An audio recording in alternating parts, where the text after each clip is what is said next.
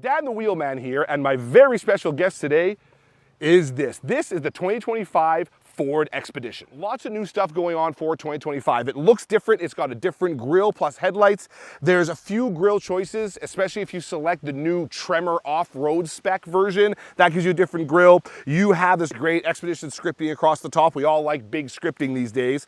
I love these wheels. These 22-inch rims look all right. This is the King Ranch version. That is high spec. I believe it's top spec for the Expedition. Gets you some great stuff. Looks great. Love this gray paint. Inside it gives you real leather plus some other bits as well.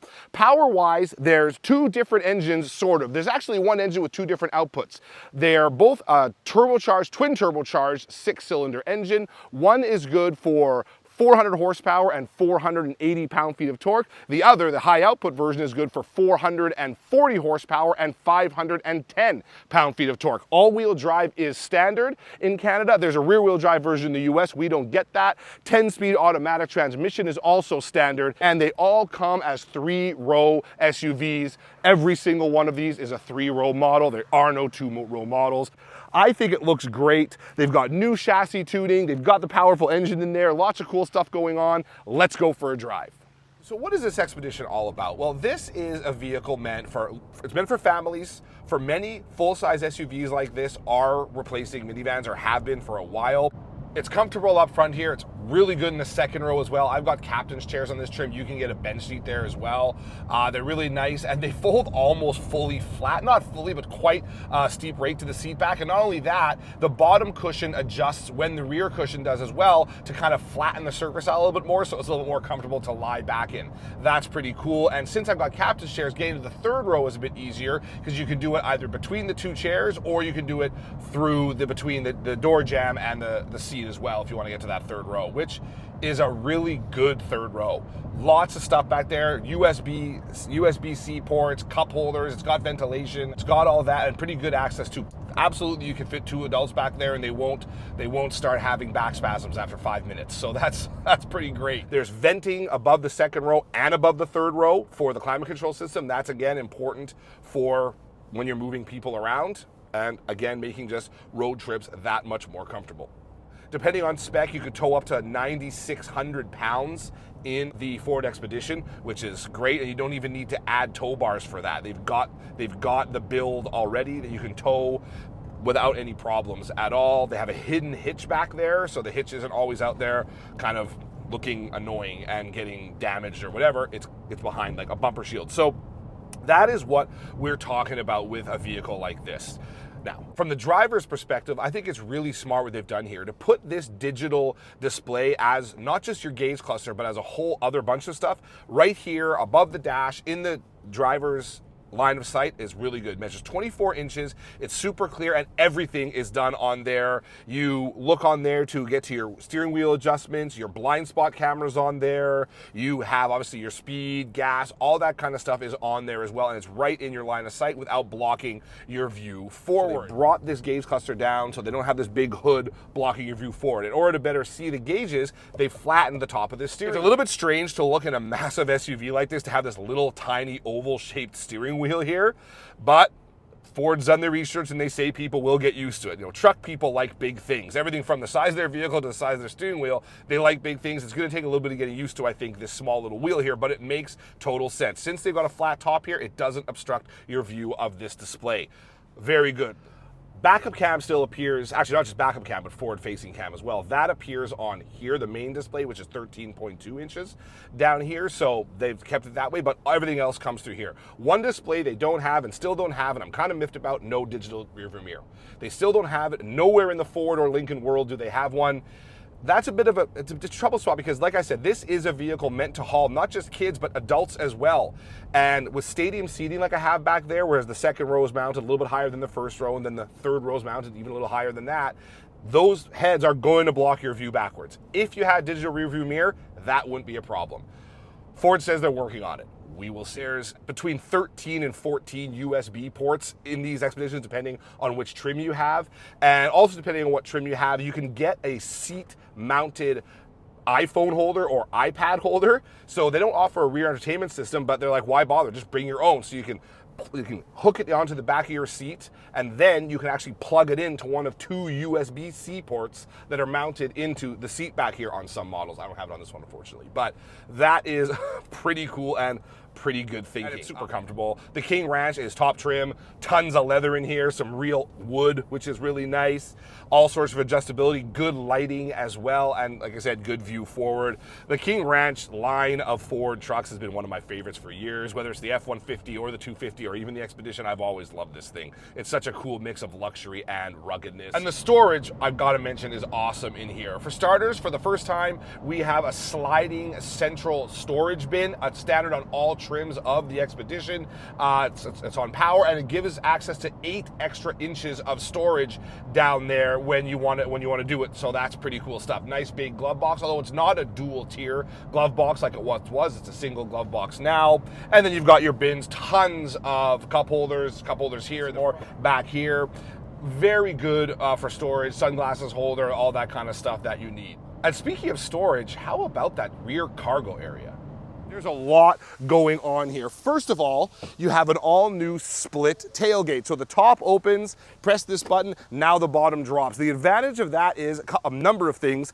You can keep this closed, and when you have it closed, you can store items in here that might roll around and stuff or fall out when you open the main tailgate, and now they won't. Also, this means this hinge is no longer here where it used to be, so there's more underfloor storage than there used to be as well. You can store up to 500 pounds of weight on this thing as well, so you don't have to worry about loading your vehicle. It does mean, however, that the opening window, just the glass portion, this no longer has that. The Tahoe still has it. A lot of the Toyotas have it. This does not have it. So you want to keep that in mind. Ford says this makes more sense. That way you're not having to reach over and down to get items through the glass. So that's the split tailgate. On top of that, more storage underneath here. If you want to come in and have a look at this, there's more storage available underneath here that's also got, I believe, a drain in there, so you can drain it, store wetter items.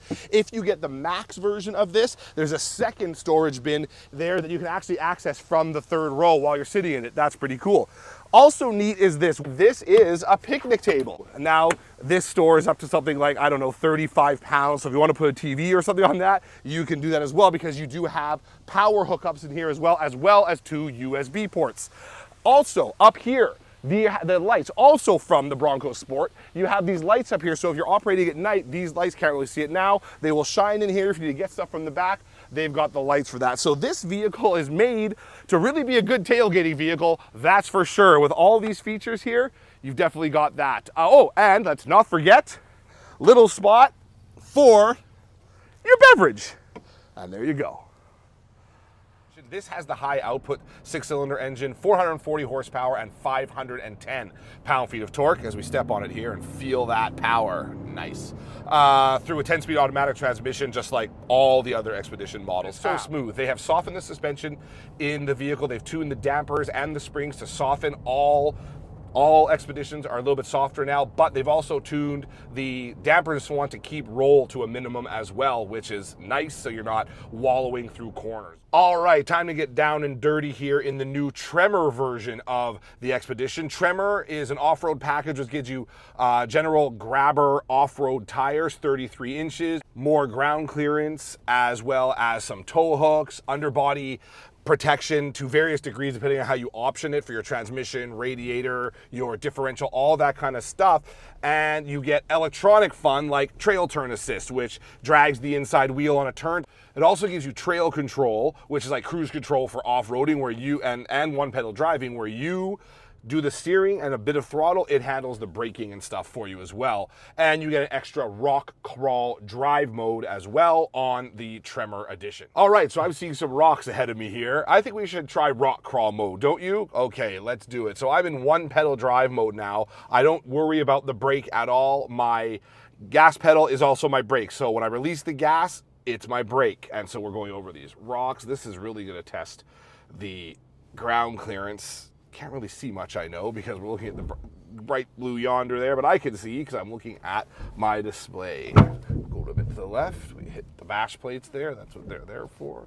And there we go. This is a monstrous vehicle on a pretty monstrous course. that I can handle this stuff is pretty impressive. They're making no joke about this Tremor version.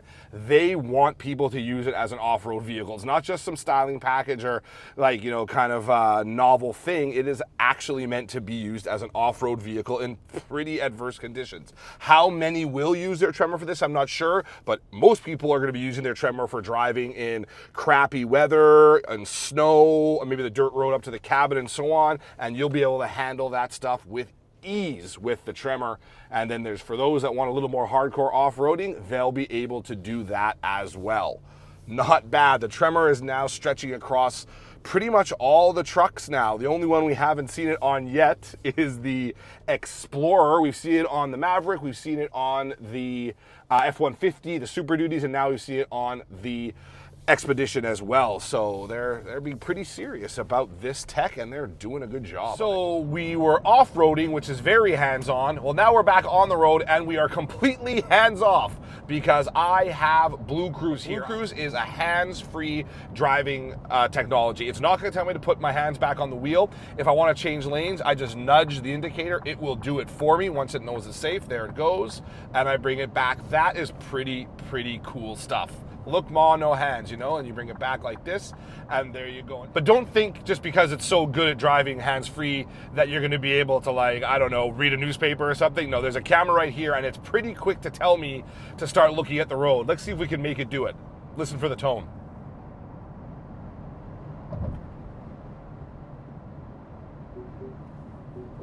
There it is. Not quite to the same level as GM's Super Cruise. GM Super Cruise will do the passing without you having to do anything. It will just go out, pass a vehicle, come back in. It does pretty much everything for you. This isn't quite at that level, but Ford was very quick to say it's not at that level yet. So we'll see what happens after, you know, maybe there's an OTA update that could happen or whatever, I don't know. So now, here we are, and it's pretty cool. We get a chance to reflect now on this vehicle and some of the competition. Obviously, the Chevrolet Tahoe is a big one. The Nissan Armada is another big one for this. Those are your two mains. You could throw in an argument, of course, for the likes of the you could maybe say the Toyota Sequoia probably is one you want to mention. The Hyundai Palisade, but that's not as big as this. So but amongst the competition though, this does tick a lot of boxes well. It's super comfortable. It's got that really clever tailgate, which I rather like. It does a really good job of being a big SUV. It really is soft, it's quiet, and it's comfortable. It's ticking all the boxes it needs to tick. Thank you for tuning into this quick look at the 2025 Ford Expedition. If you haven't already subscribed to the channel, please do. If not, no hard feelings, of course. You can follow me on Instagram at Dan the Wheelman, on Blue Sky at Dan the Wheelman as well. Oh, and of course, keep it locked to the Dan the Wheelman YouTube channel. Always fun new stuff going up there. So thanks for tuning into this video. Sayonara, folks. This is Dan Heyman signing off from Muskoka.